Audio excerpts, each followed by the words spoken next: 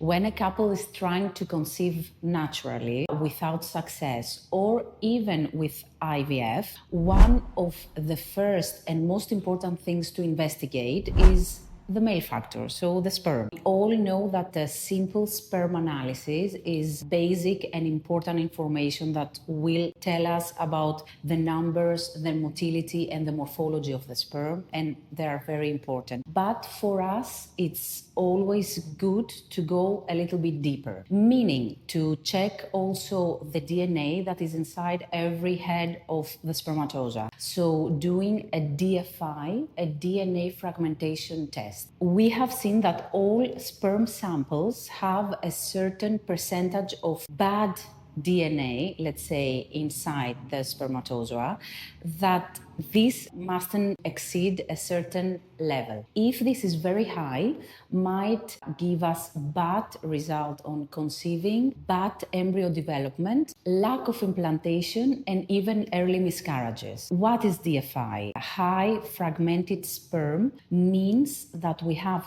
damages or breaks inside the DNA strand that is inside every spermatozoa. Reasons: everyday lifestyle, smoking, consuming not good and healthy things, obesity, stress, a lot. Other factors are varicocele, infections, which is very common and very easy to get, chemotherapy or radiotherapy. We can have a solution about this. There are things to do for the sperm and try to improve it, like taking antibiotics if there is an infection, taking supplements, antioxidants, vitamins, working out, eating better, try to relax and not be a lot of stress. And in case all this cannot have a good impact on the sperm, there are rare cases that might not have a good result. Even in these cases, we can use certain methods in the laboratory to elaborate the sperm with certain techniques, and the final product that we have of the sperm is much healthier, better, and we can use this for doing the fertilization. Another test that is very important is the oxidative